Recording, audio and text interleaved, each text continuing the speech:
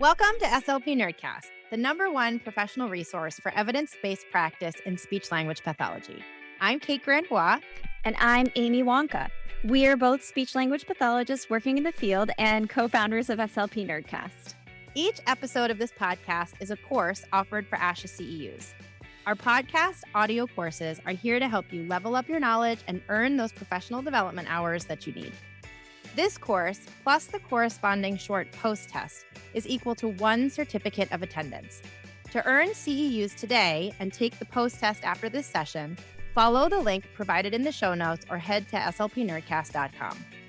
Before we get started, one quick disclaimer. Our courses are not meant to replace clinical advice. We do not endorse products, procedures, or other services mentioned by our guests unless otherwise specified. We hope you enjoy the course. Are you an SLP or related professional? The SLP Nerdcast Unlimited subscription gives members access to over 100 courses offered for ASHA CEUs and certificates of attendance. With SLP Nerdcast membership, you can earn unlimited CEUs all year at any time. SLP Nerdcast courses are unique, evidence-based, with a focus on information that is useful. When you join SLP Nerdcast as a member, you'll have access to the best online platform for continuing education in speech and language pathology. Join as a member today and save 10% using code NERDCASTER10. The link for membership is in the show notes.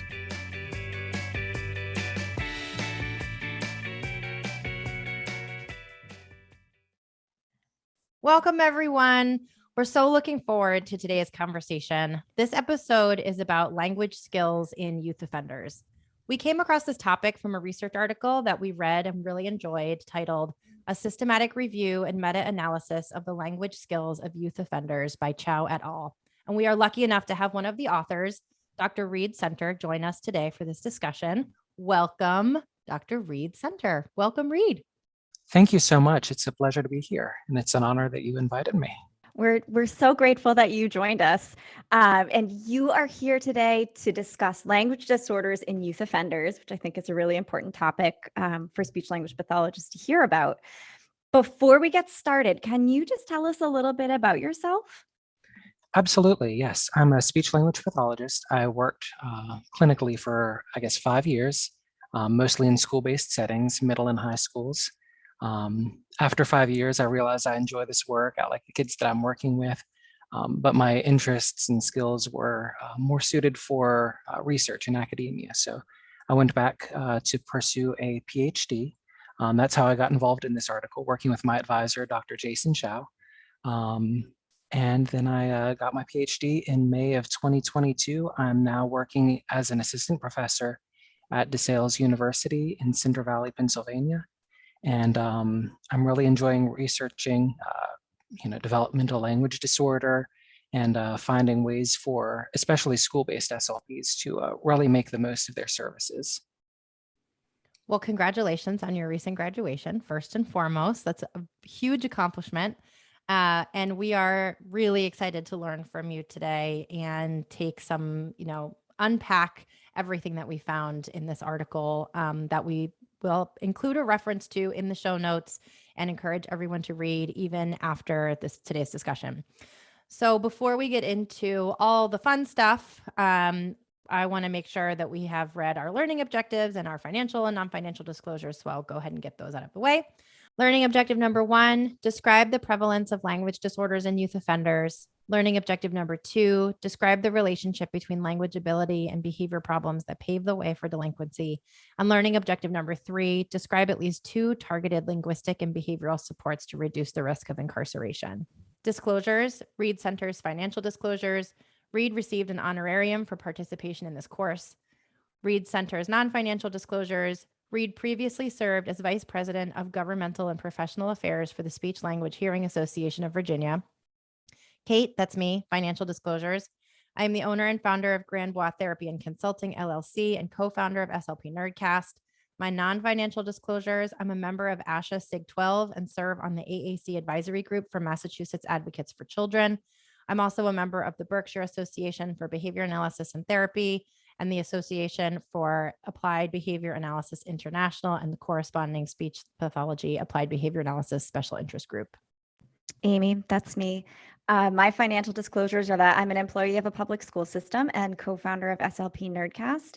And my non-financial disclosures are that I am a member of ASHA SIG 12, and I serve on the AAC Advisory Group for Massachusetts Advocates for Children. All right, made it through the disclosure portion of this episode.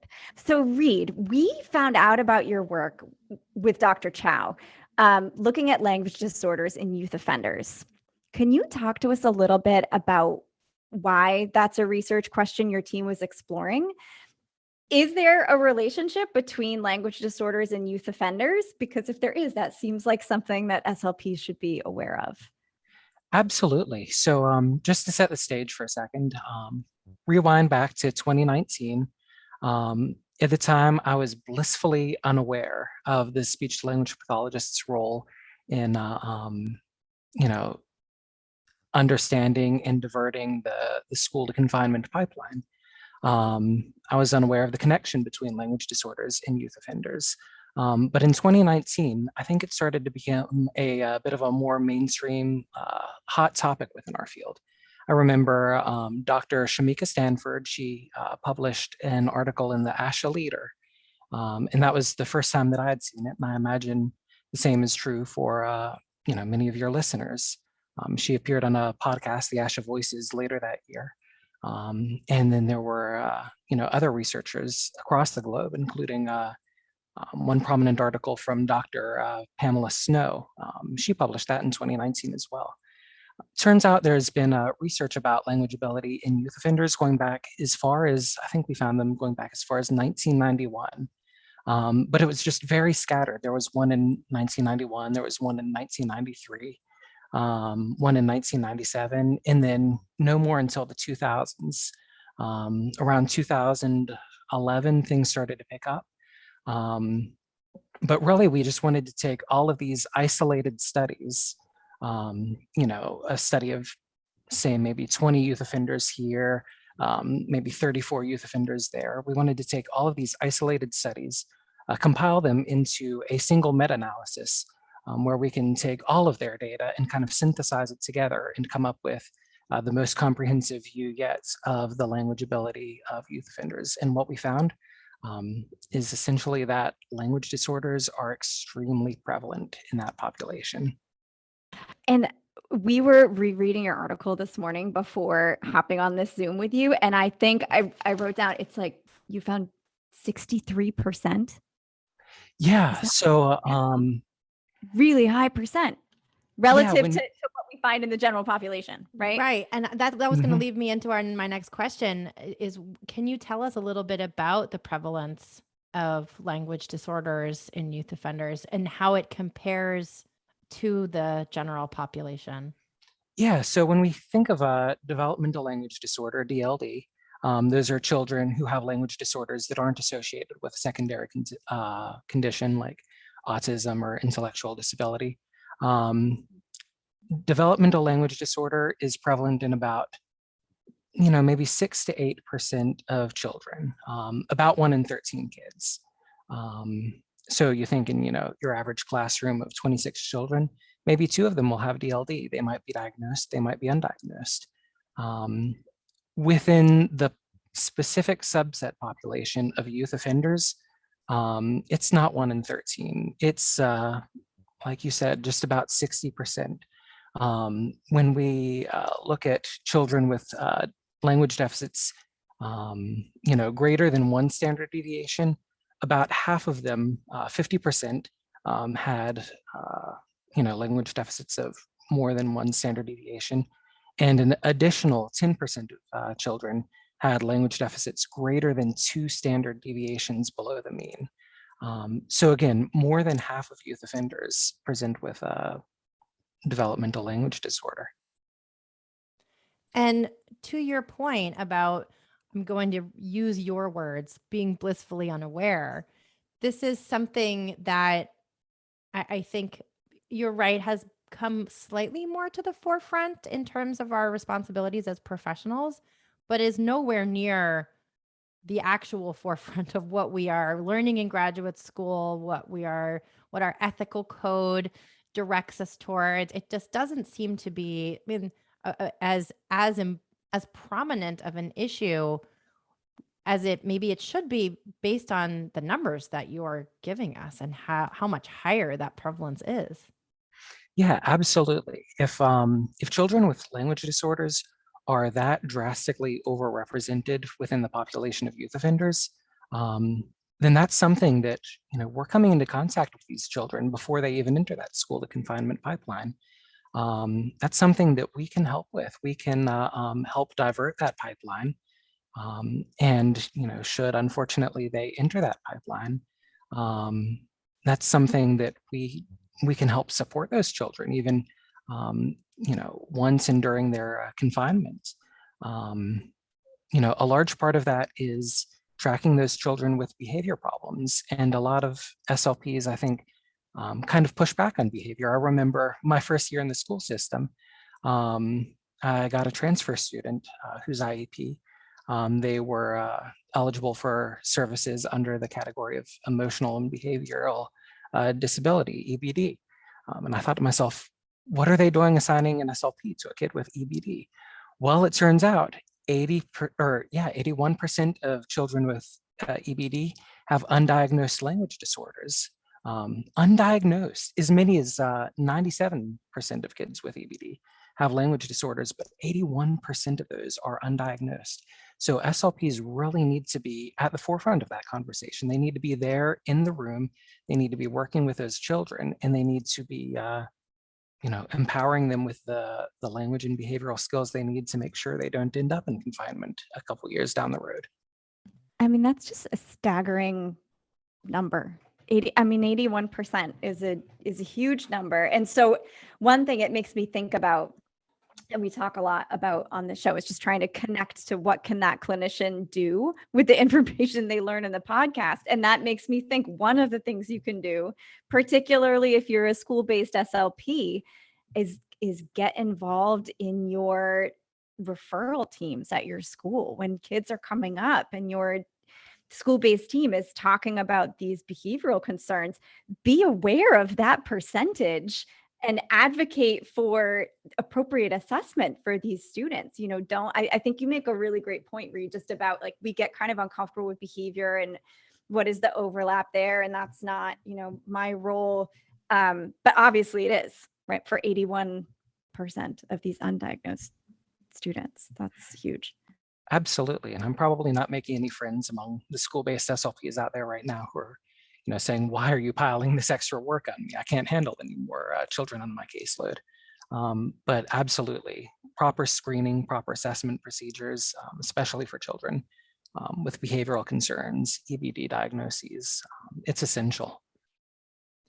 So I can feel myself wanting to go down like 4 rabbit holes with more questions and comments, because what I'm hearing is that this is touching so many aspects of our job, and it's all critically important. And before we get into some of those more detailed conversations about the role of the SLP, just to set the stage for our listeners, what else can you tell us about what your research found, what the meta-analysis revealed? Absolutely. So just a little background on the meta-analysis. It's regarded typically as one of the highest levels of research evidence because it takes high quality, randomized controlled trials or quasi-experimental trials. It takes all of those and kind of puts it in a blender and spits out the best available information. It synthesizes all of the high quality research that we have available.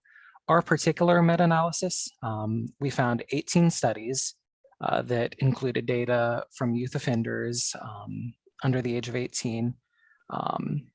And it also included, quantitative language data on those students that we could compare in some way, whether the study compared them to their typical peers or whether we could use norm referenced assessments.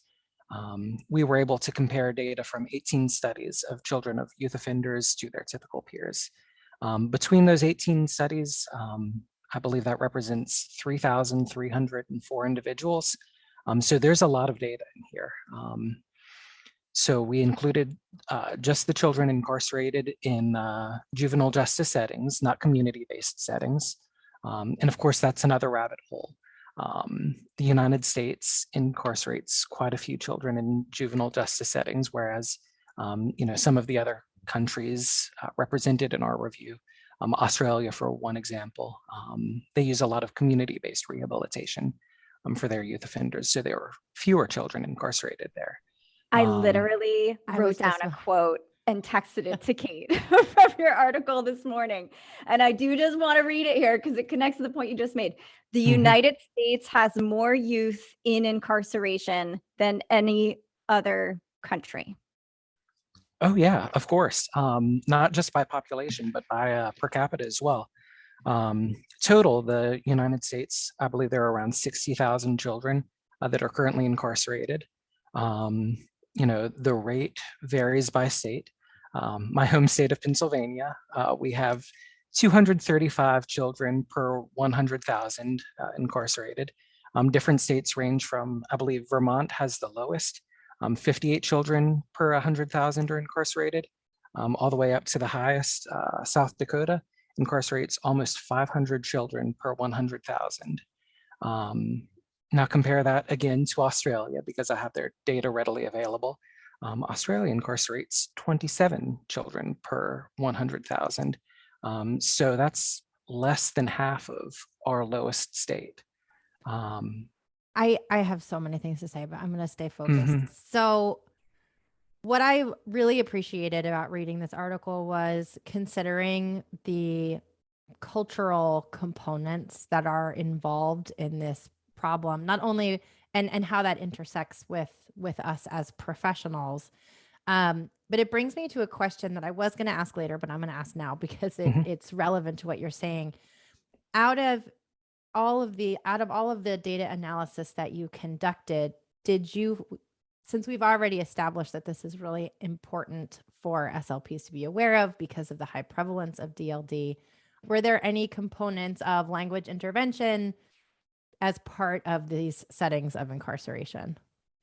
So we didn't focus necessarily on studies for intervention. I'm sure that could be a whole nother systematic review. But while we were doing our research and reading through these articles, we did come across several different models for rehabilitation.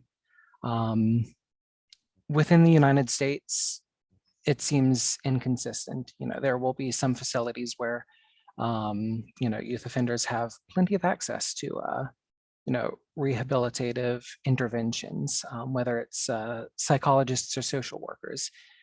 Speech language pathologists working in juvenile justice settings are less common, but they're not completely non-existent. There are some places that contract through their local school systems. There are some places that contract through, local governmental agencies. I don't know if that would be Department of Health or Department of Corrections. There are opportunities for SLPs to provide intervention directly to youth offenders. And of course, that's just within the incarceration framework. We see in some places, more community-based rehabilitation, where, children might go to, a residential facility, either just during the daytime and serve out their sentence in that kind of facility, or it might be residential, or it might just be almost like a school for youth offenders.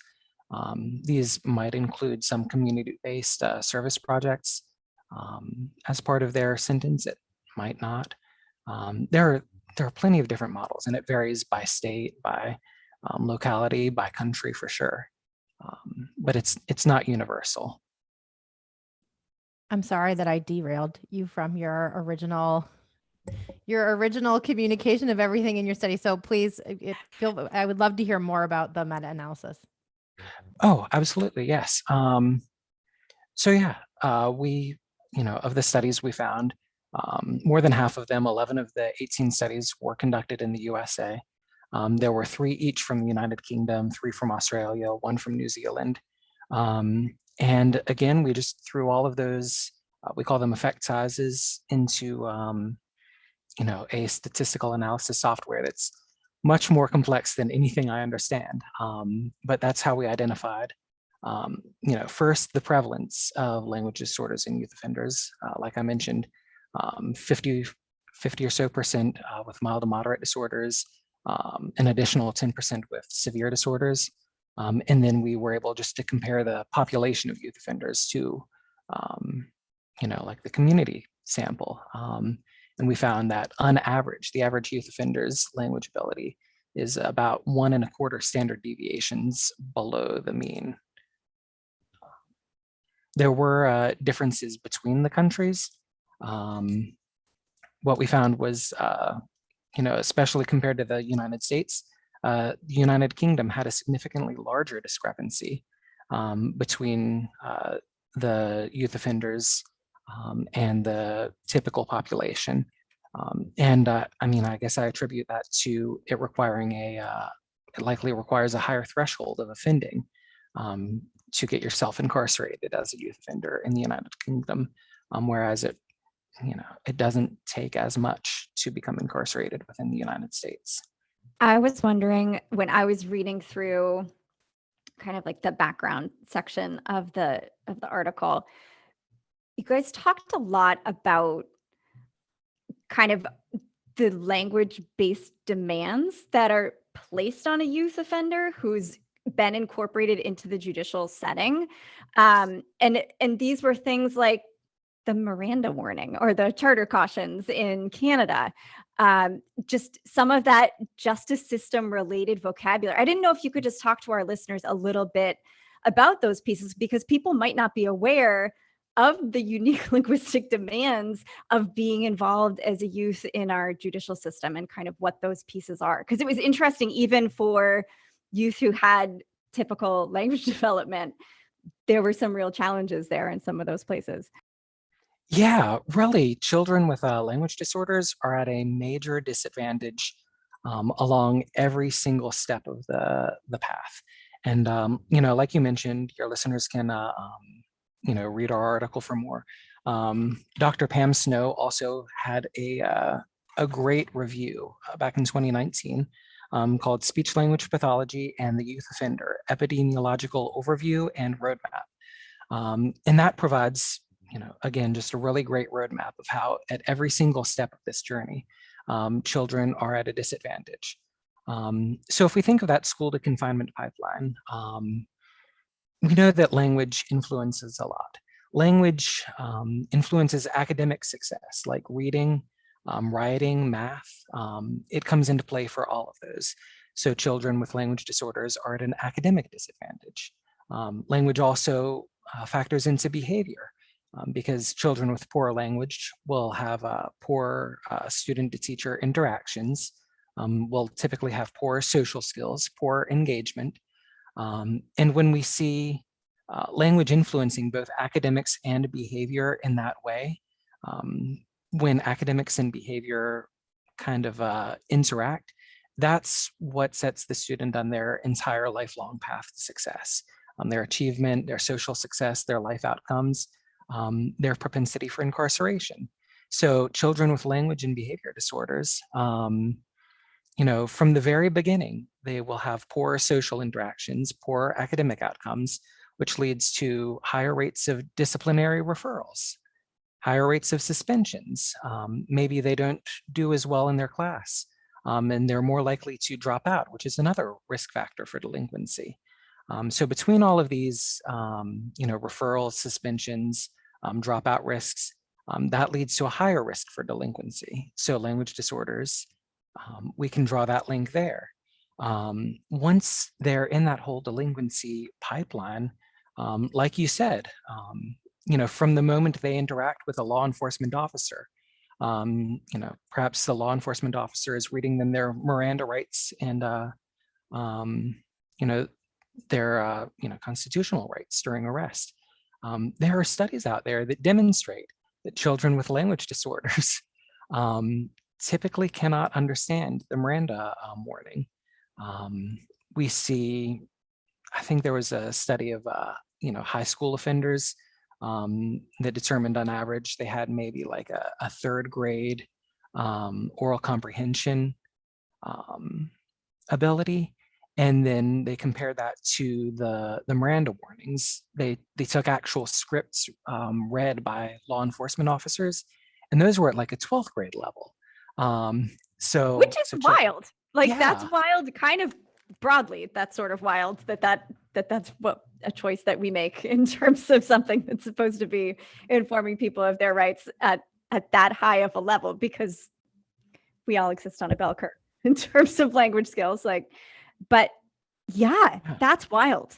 Don't even get me started. My understanding of the Miranda rights are, there are the specific rights that we are supposed to be read, but there's no legally mandated script. So that same study that evaluated those Miranda warnings, they found that they ranged from like 50 words to, some officers were spouting off like 500 words worth of warnings. That's what, like 2 pages double spaced. And we think of things like, we all saw the Daniel Schaefer video where, he was killed by police officers. The police officers were spouting off contradictory instructions. They were saying, don't move your hands. And then they were saying, crawl towards me. He didn't understand. He put his hands down to crawl towards the law enforcement officer. And when we think of, I'm not saying, Daniel Shaver had a language disorder necessarily, but if we think of somebody who does have language disorder and then they're hearing contradictory, inconsistent instructions from law enforcement officers, they're going to have a tough time with that. And you're in a heightened state of arousal. So like another thing we know about language skills are that for all of us, typical language or not, when we're in that elevated, heightened state, our ability to process and respond is going to be decreased. 100%, absolutely. Even moving on past the, that initial interaction with the law enforcement, whether it's the Miranda warning or whether it's just following their instructions, children with language disorders are going to have more difficulty understanding trial procedures. There was a study of, I think, 20 youth offenders, and most of them couldn't tell the difference between a prosecutor or a defense attorney. They didn't necessarily all understand the word testimony, so they don't understand how they're supposed to defend themselves. Once they're in the testimony, a child with language disorder is going to have a more difficult time articulating their narrative, telling a consistent story, and the defense attorney or the prosecutor is going to jump all over them for any inconsistencies in their story. I can see that leading to a more likely chance for conviction. I think that's part of how more children with language disorders end up in that school to confinement pipeline. And then once they're in there, they have fewer opportunities to rehabilitate, because literacy is an important component of rehabilitation. Restorative justice conferencing is hopefully trending upwards, and that's an area where children with language disorders might struggle. For our listeners who maybe haven't read this article, can you define or tell us more about restorative justice and what that is? So restorative justice conferencing is a growing movement. I think you see it in some judicial settings, and increasingly, I think you're finding it in some schools as well, where the youth offender is essentially encouraged to just have a conversation with the victims, the people that they hurt. And of course, this is likely dependent on the victim's willingness to engage in the process as well. But by, having that open conversation and, discussing, hey, here's an apology, here's what I did. Here are steps that I'm going to take in the future to fix it. And then just being able to listen to the victim tell their side of the story as well. There are plenty of studies out there that show that this is, when done correctly, and I'm sure you all have stories of times and places where it's not done correctly, but when done correctly, this can be a healthy and restorative process that reduces the risk of recidivism. But of course, again, it's moderated by language ability. You can't have that great conversation if you're, both emotionally charged and, struggle with communication, struggle with language and, expressing yourself, telling your story. That's just a door that's not as wide open for you as it might be for typical peers. One of the things that struck me when I read your article was how many barriers there are for youth with language disorders through this entire process. And it was very overwhelming to think. I mean, I think globally we think, okay, there's a higher prevalence. I can see how that's related or how that unfolds. But then when you get into the statistics of vocabulary barriers, I mean, it's just the pipeline, as you call it, is long and arduous. I mean, just so many steps in the process, everything from Miranda Rights, I mean, starting in the classroom with negative teacher interactions, all the way through first officer contact, all the way through vocabulary and self-advocacy through a trial. I mean, it's a very, and I say this as a reflective statement, because for those listeners who are here with us and haven't read this article, it is a very complex, large problem. When you get into the numbers, it is much bigger than most of us who are even vaguely aware of this issue. It's much larger than we actually think. Do you think that that's a fair statement? I think so. I might be biased by my own personal, investment in this. But to me, it just seems really bleak. We can see models from other countries where there are alternatives. We don't have to lock up this many children. It's not like, Australia, which incarcerates far fewer children. It's not like we see just waves of youth violence and criminality.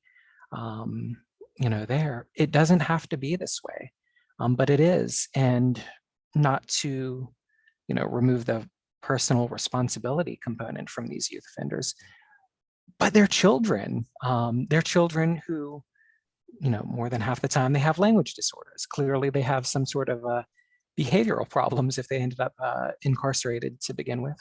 And we, I speak as, an educator. We educators, we have evidence-based practices for language. We have evidence-based practices for behavior management. So it seems to me that somewhere along the line, whether it's not just SLPs, I'm not going to pin all of the responsibility on us, but we as educators and we as a society are failing these children. I want to read, this seems like a good place for me to read this quote. This really stood out to me.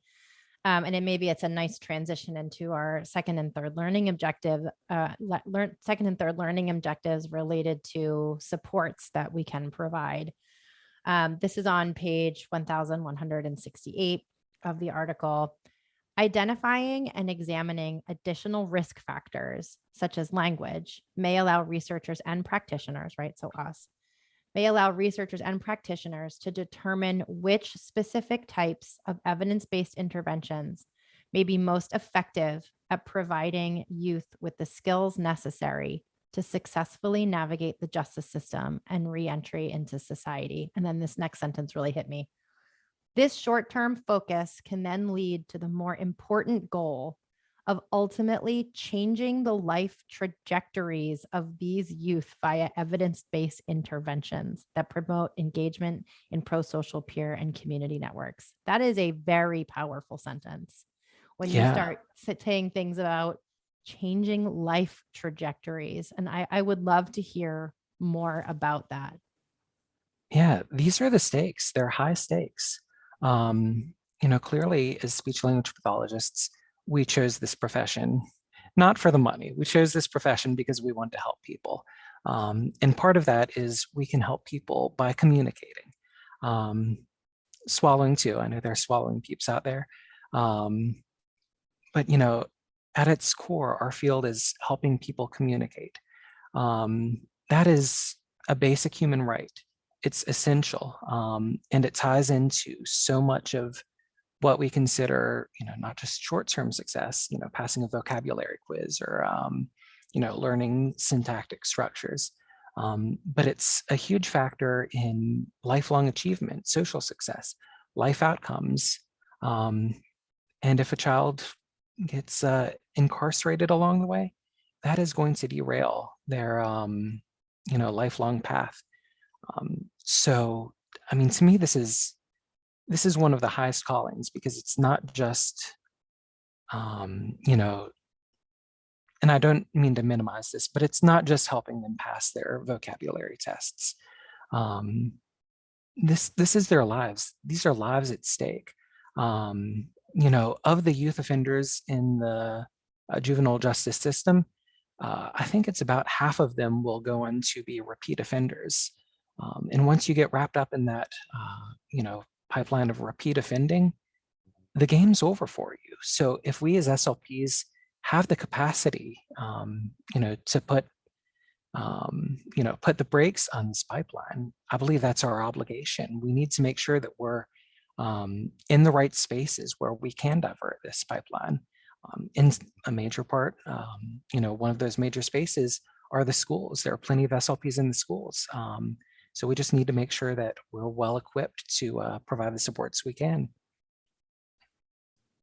So how do we do that? I know that's a very big question for a very big problem, but can we talk a little bit about, and I'm specifically thinking about our third learning objective, the targeted linguistic and behavioral supports, and in combination with this quote from the article that I just read in terms of identifying and examining additional risk factors related to this pipeline?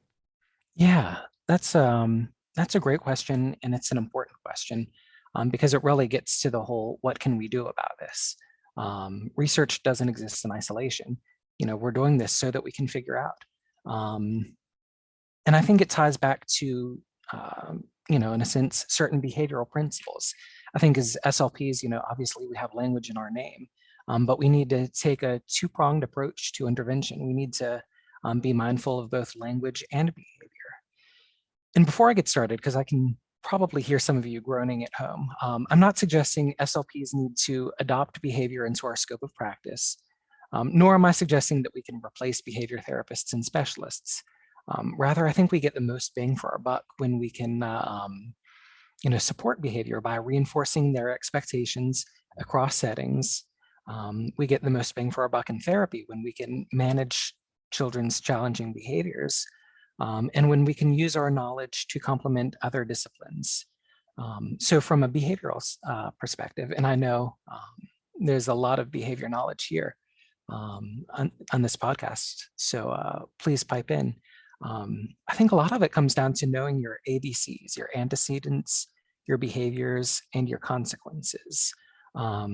Starting with your antecedents, you might take a function-based thinking approach for that. What is setting this child's behavior off?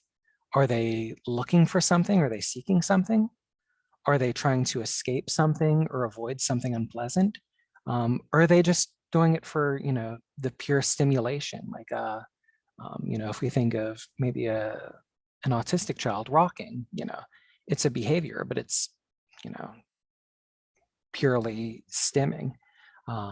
So if we can identify those antecedents, behaviors, and then the consequences, which aren't, strictly punishment. There's reinforcement, there's punishment, there's positive and negative reinforcement and punishment. And I think it's important that we understand the difference between those.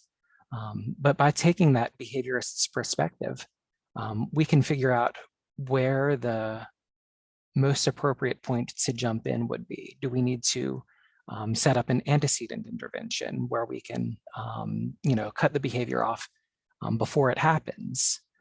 Do we need to set up, a better system of consequences? Beating this child's fingers with a ruler isn't working. So maybe we set up some sort of a positive reinforcement reward system. And, say what you want about reward systems, but positive reinforcement seems to me like it has the strongest evidence behind it. So just knowing where we can jump in with behavior, not just language, but definitely taking that two-pronged approach in the therapy that we do. And I just want to jump in here for two things. So if you're listening and you're not familiar with these terms, antecedent behavior consequence, we have an episode called, I'm not going to be able to remember the name off the top of my head, but I think it's Behavior Management Part 1 that lays out that exact 3-term contingency and sort of verbally walks people through what that is. And I think the second point that I want to make is how important, and please correct me if you have, or if you have anything to add, but it seems to me that good collaborative relationships with your behaviorally oriented professional is a critical piece here. And I say behaviorally oriented professional because depending on your workplace setting, it might be a BCBA, it might be the school psychologist, it could be any various titles of people who are responsible for positive behavioral support plans or whatever model your workplace setting embraces. And I know personally, just from carrying both licensures, but also from my clinical work and my existence in both professions, that those collaborative relationships between speech pathologists and behaviorally oriented professionals can be very, very strained for a variety of reasons related to overlapping scopes of practice, related to, feelings of encroachment. The list goes on, and that's not what we're here to talk about. But my point is that when you think of it through the lens of how important this is, and to use your words, when there are lives on the line, when you have the opportunity, and again, I'm going to quote your article here, to change the life trajectory of youth at risk, then it is absolutely worth your time and effort to find a way to navigate that collaborative relationship, have an open conversation with them about how important this is, share this article, try and find a way to move through whatever discomfort you're experiencing, or whatever, as Amy and I always say, whatever emotional food poisoning you have, or whatever grumpy feelings you're bringing to the table about that behaviorally oriented professional, and really try and consider what interventions could be better implemented with both brains at the table. And that's the end of my soapbox. I just wanted to sort of piggyback onto that a bit, how important I assume that collaborative relationship is. No, 100%. And I will second that soapbox. I think that's very important. Shameless self-promotion here. There are resources out there for SLPs that are looking to develop their own behavioral management practices.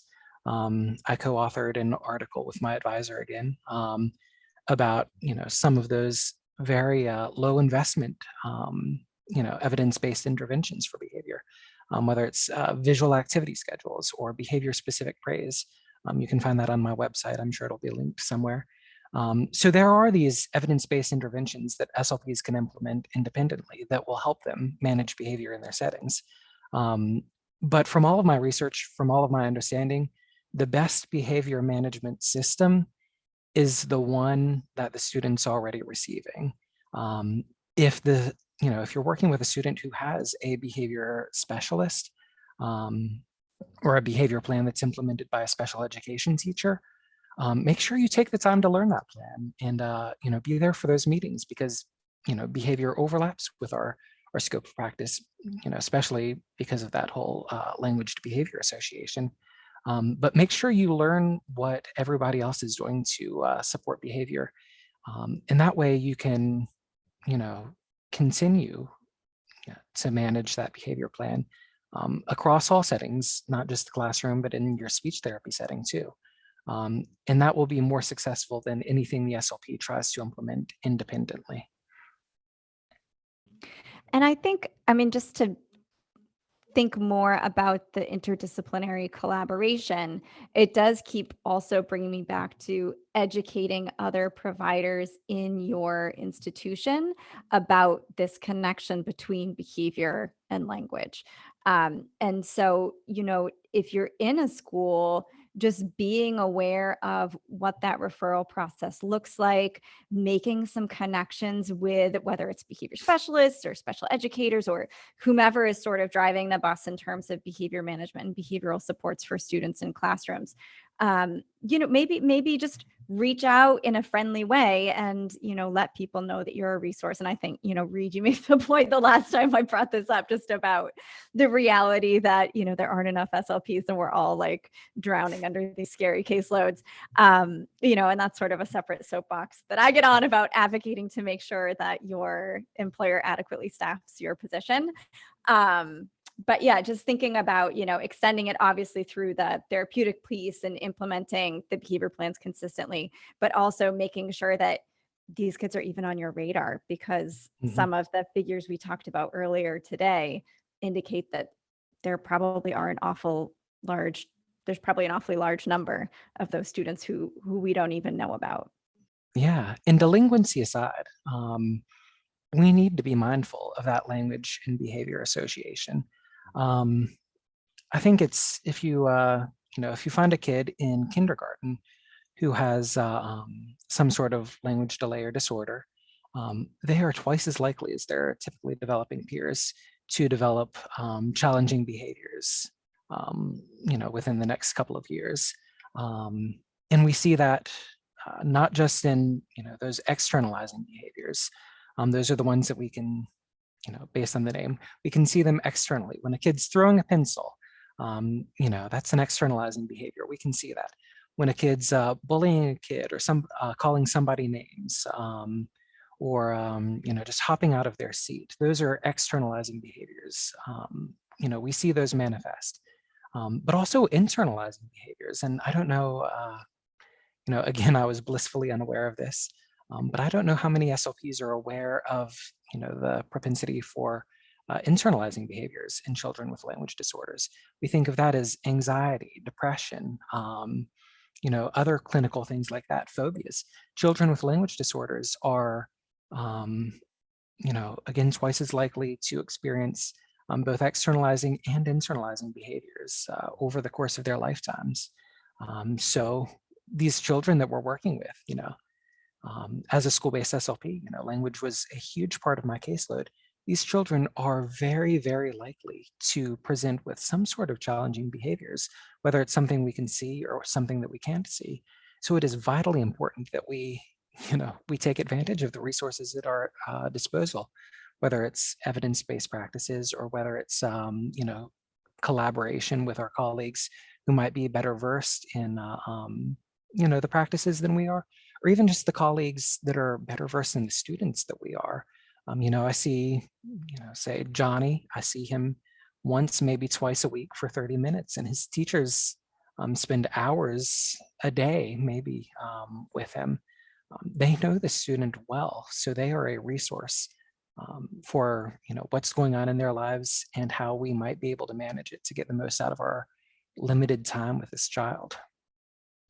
I so appreciate the point that our students with language disorders are also at risk for internalizing, because I think I was aware of that, but when you said it, it really resonated with me a lot more. And again, just considering the seriousness with which we need to approach our treatment and our evidence-based treatments, that we're not just, very rarely are we just treating language. There are so often so many more related issues or experiences that go along with a language disorder. And if we just treat the language, we're not really treating the whole child. We're not treating the whole system.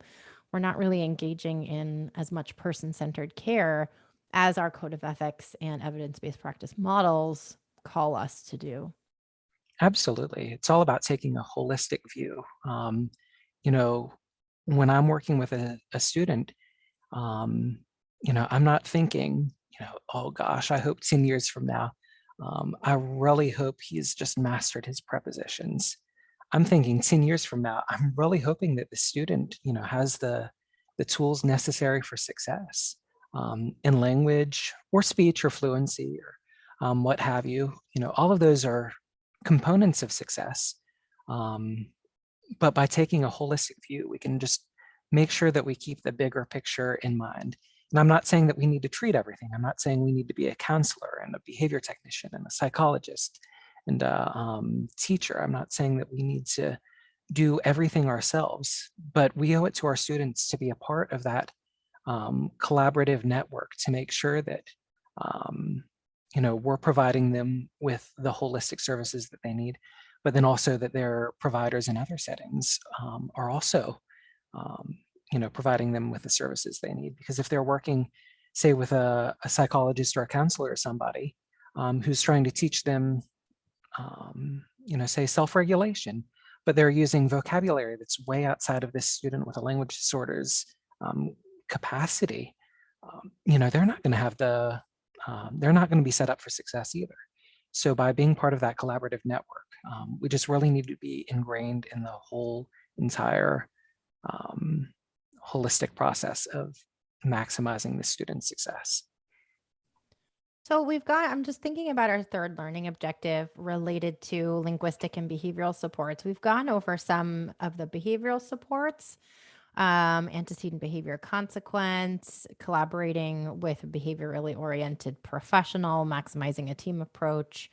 I'm not sure if you have other behavioral support suggestions, but I also wanted to know about linguistic supports that the research shows that you would recommend. Yeah. And again, before we move on, if you want to, hear more about those behavior specific evidence-based practices, there are some that are available on my website. Sounds like you all have had great conversations on your podcast as well. So those resources are there, and please take a couple minutes to familiarize yourselves with those resources. But in terms of linguistic supports, I think that's where SLPs shine. And I don't know that there's a whole lot that I can, tell your listeners that they won't already, know in some sort of level, because I'm sure your listeners are at the very peak of, practicing with evidence-based practice. But I do really want to, single out literacy as being a big deal. And again, we haven't yet done a systematic review of juvenile justice interventions, but some of the articles that we've come across in our research suggest that literacy is the number one predictor for reducing recidivism. If a child gets a literacy intervention, perhaps while they're incarcerated, that will be the one biggest factor in whether they become a repeat offender or not. If they can get that literacy intervention before they offend for that very first time, that might help divert the pipeline. So I know, literacy is, it's one of those things that I think more and more SLPs are talking about it. And there are, an increasing number of resources out there for evidence-based practices and literacy. And I do want to, embrace the science of reading approach. I'll just go ahead and align myself with that pipeline. But in terms of literacy, some schools might have reading specialists. Some schools might say, oh, literacy, that's not necessarily the SLP. We'll just have this other person work on it.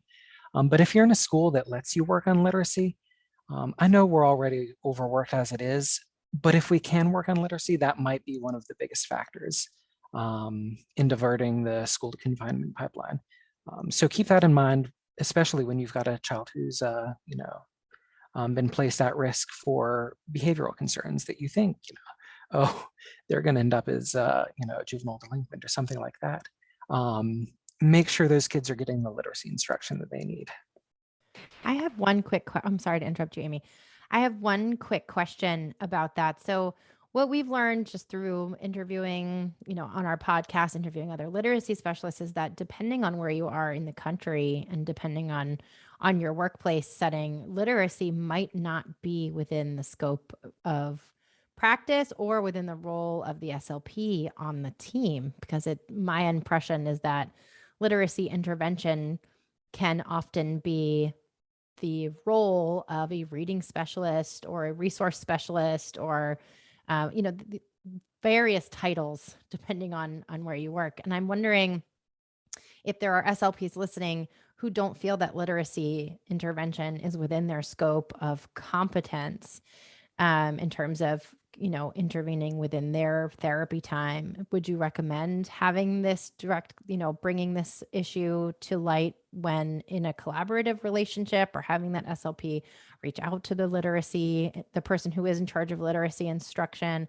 I also have to assume that early screening and identifying is a huge piece of this. So maybe the SLP's role is more advocating in case they have a hunch that someone needs to be screened. Can you tell me a little bit more about what an SLP can do if they're not in charge of quote, in charge of literacy, or if they don't have it in their scope of competence?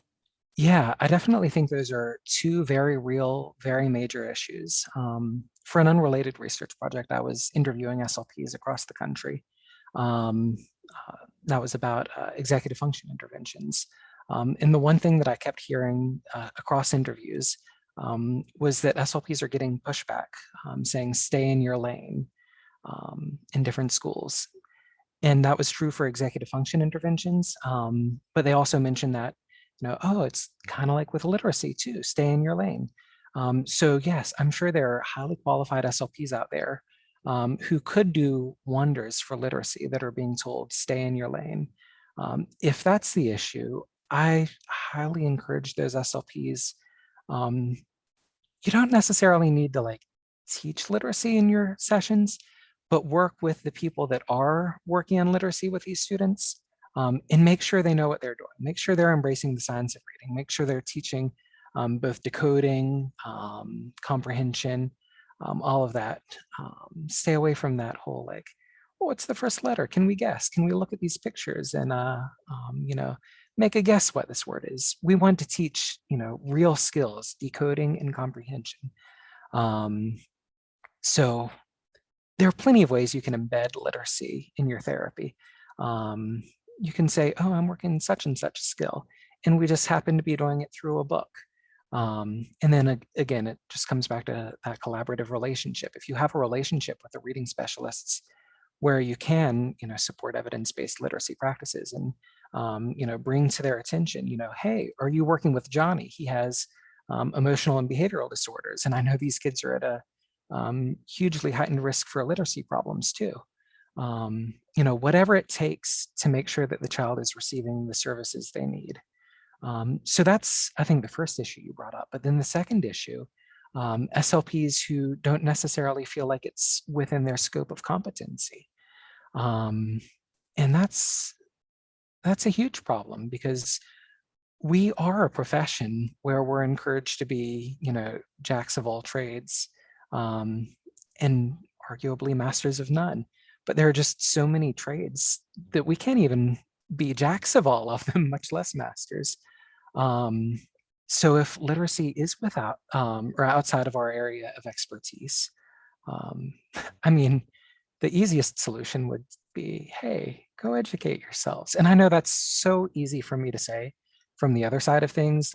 I literally have time in my day devoted to just reading cutting edge research.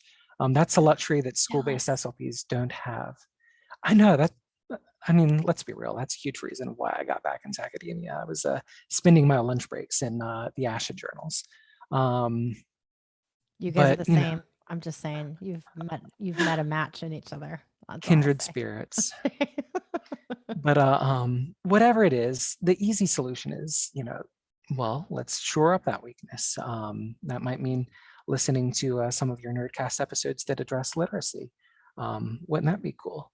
But again, it's all about making sure that the students get the services they need.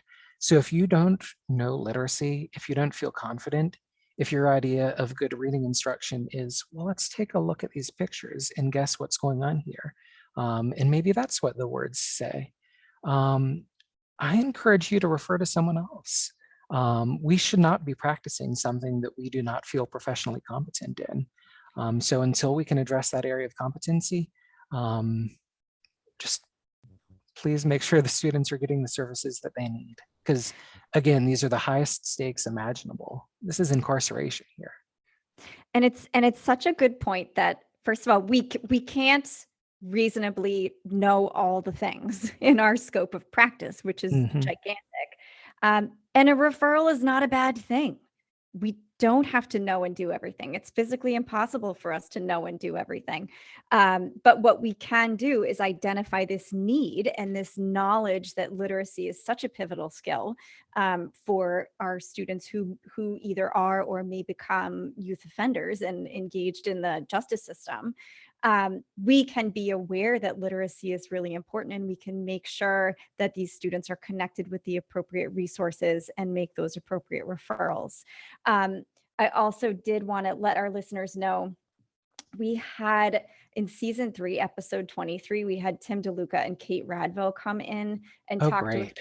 specifically about DLD and dyslexia and what does it mean for the SLP. So that's like a nice intersection of those pieces that for those folks who maybe it's not in your scope of competence, but or you just like to add to your knowledge base on that might be, it was a fun podcast. Give it a listen. We also had one on with Jeanette Washington related to dyslexia evaluation and different state regulations. So that's another resource that we can link in the show notes.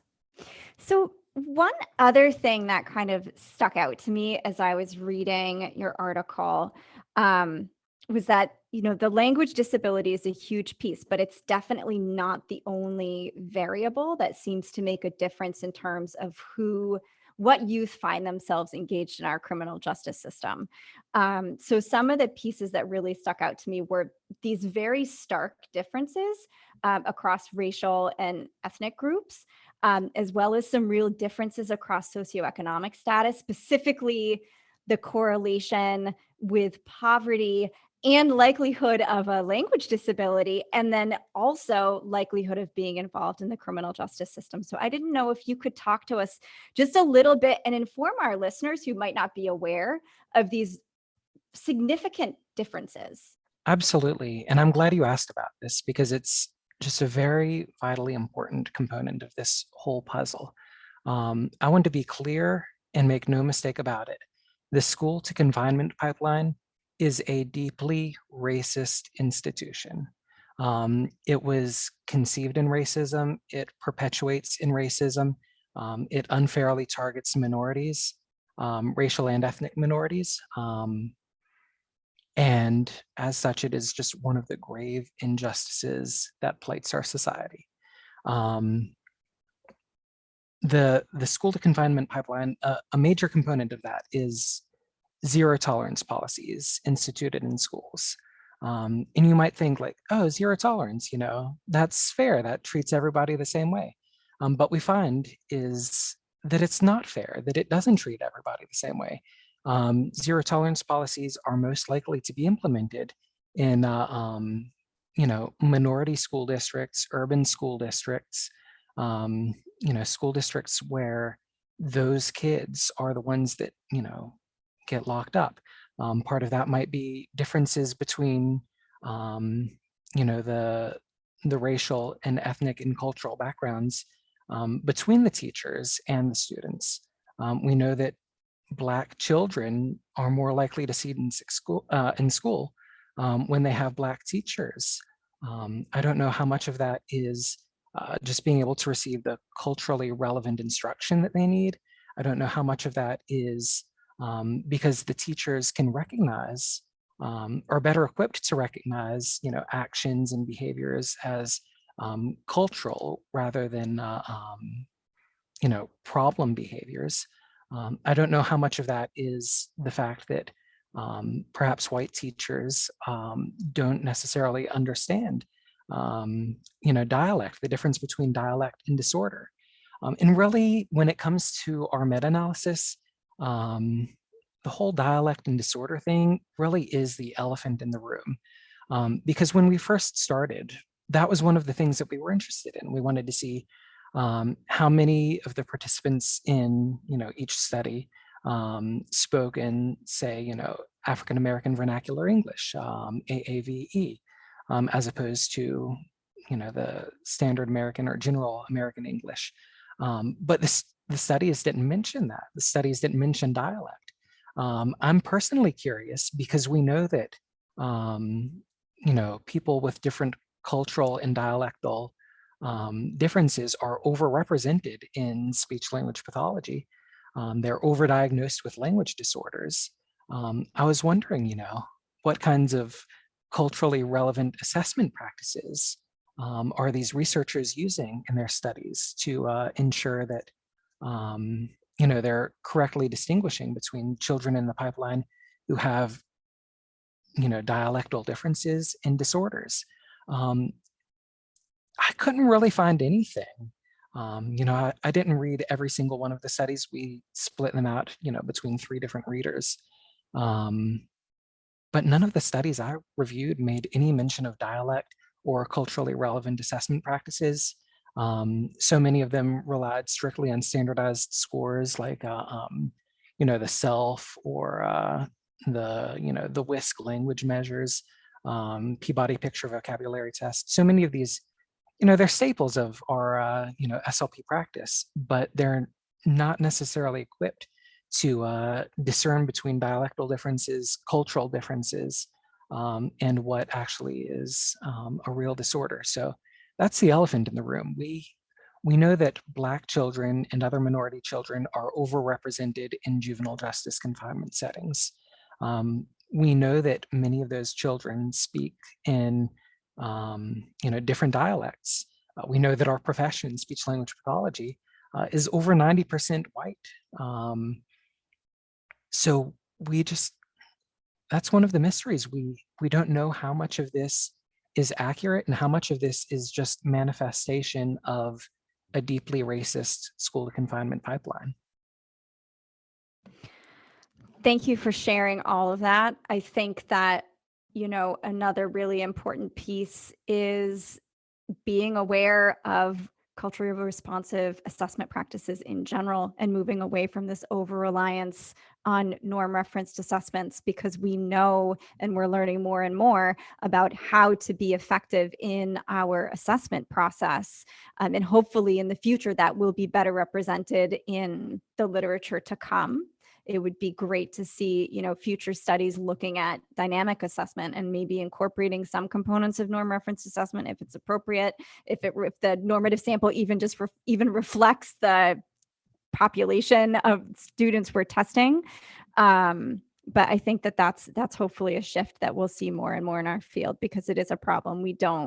We as a population, as we sit here, three white people talking about this, but we don't as a field represent the diversity of the clients who we're serving. And that's something we need to be very aware of. Absolutely. And if anyone who is listening would like to learn more about the relationship of linguistic diversity, language ideology, and racist infrastructures and white supremacy, we did interview a researcher, Chelsea Prevalence, on that exact topic. It's in our library, and the ASHA CEUs for that course are processed for free. It was a really wonderful conversation, and we encourage anyone who's not familiar with Chelsea Prevalence and her work to look it up. We will list it in the show notes as well. So before we wrap up, I'm wondering, are there any other linguistic supports that you would recommend an SLP be aware of in terms of mitigating risk or identifying risk factors? And again, SLPs should hopefully know, their preferred evidence-based practices. I don't think any of this specifically speaks necessarily to, youth offenders or children placed at risk for youth offense. But for that population in particular, it's so vitally important to teach functional transferable skills. So if you're working on, say, vocabulary, for instance, teaching functional vocabulary, but also teaching it through roots and affixes that can be transferred to, other contexts and other settings. Teach things that will matter, teach things that will be important to their lives. I know we're running low on time, so I do want to give a brief shout out. Let's see, in 2020, Dr. Shamika Stanford published an article in an ASHA journal, School-Based SLP's Role in Diverting the School to Confinement Pipeline for Youth with Communication Disorders. And that article talks a lot about, the overlapping risks between developmental language disorder and juvenile justice, like low verbal intelligence, learning and reading disabilities, impulsivity, low theory of mind and empathy, all of those, concurrent risks. But then it goes on to talk about what SLPs can do, both through the identification, assessment, goal setting, and then most importantly, culturally and linguistically relevant intervention. So if any of your listeners are wanting additional information beyond just, behavior, language, it's important, and that's, what sets the stage for delinquency. That might be a good article for them to check out as well. And we will link all of the articles that you've mentioned and all the resources that we've mentioned will be linked in the show notes. They'll also be listed on our website for anybody if you're commuting or jogging or folding laundry and your hands are busy. All of those resources will be there for you to check out later at another time. We have so enjoyed this conversation, and I'm so grateful that you were able to join us this morning. Do you have any last words, any parting words of wisdom that you would like to leave our audience with?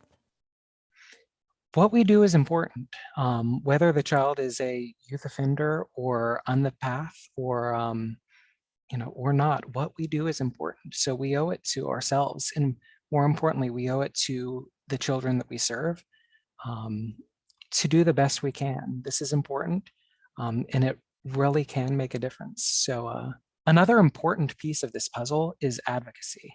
And of course, I'm a little bit biased because I served as the vice president for governmental affairs for my state association. And a large part of that was just trying to drag people into advocacy. And I think there's this misconception in our field that advocacy means, showing up on Advocacy Day, carrying a sign, maybe talking and shaking hands with a couple legislators, which is just deeply and profoundly intimidating, and then going home. That can be a part of advocacy, but it's so much more than that. Part of our role is to advocate for ourselves. If we don't feel like we have the knowledge in culturally relevant assessment and instruction, we need to advocate for ourselves to be able to, pursue continuing education on that topic, or, get an in-service or professional development. If we feel we don't have the resources to do so, we need to advocate for that. If we feel like we need better instruction or materials for literacy assessment, we need to advocate for ourselves for that. So advocate for yourselves. Advocate for your students. And we've talked about this throughout the podcast. Make sure you explain the impact of language to all of the stakeholders.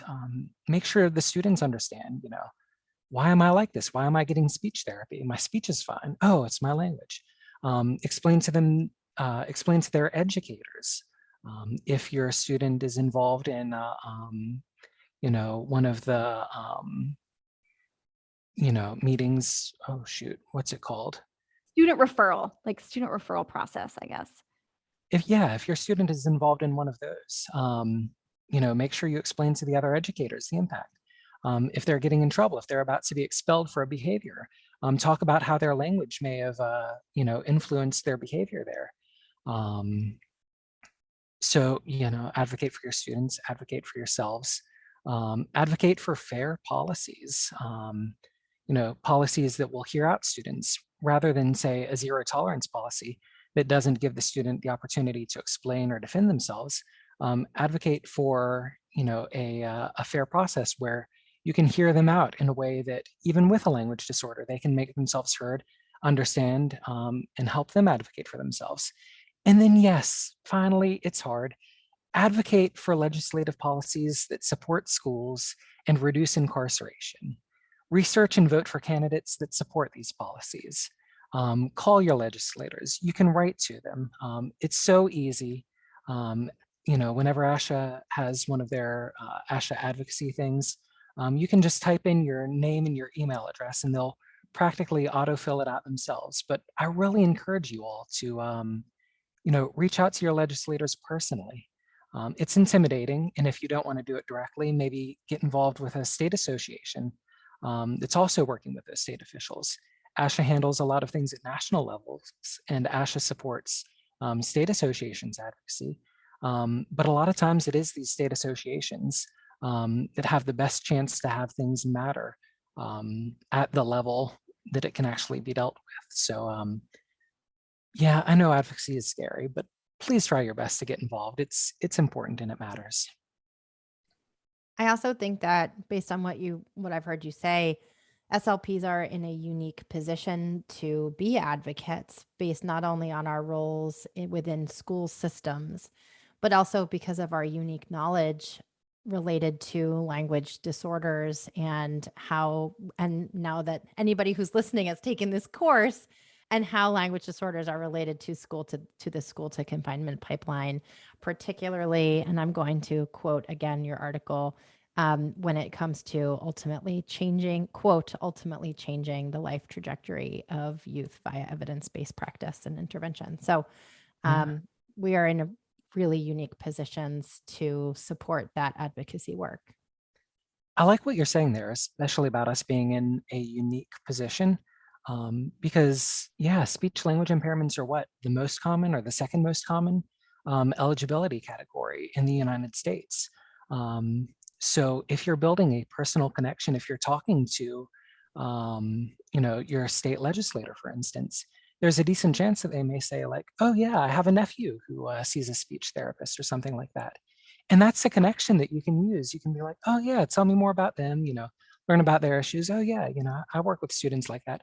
I also work with these students who are at risk.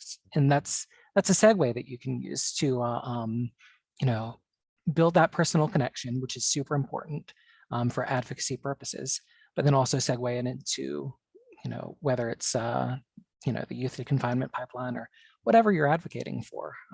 Just build that connection and leverage it. Thank you so much. Thank you so much. This was really, really wonderful, and we really appreciate your time. Thank you for having me. It's been a pleasure.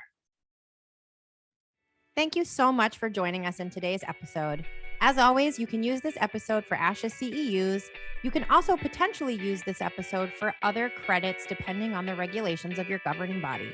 To determine if this episode will count towards professional development in your area of study, please check in with your governing bodies, or you can go to our website, www.slpnerdcast.com. All of the references and information listed throughout the course of the episode will be listed in the show notes. And as always, if you have any questions, please email us at info@slpnerdcast.com. Thank you so much for joining us, and we hope to welcome you back here again soon.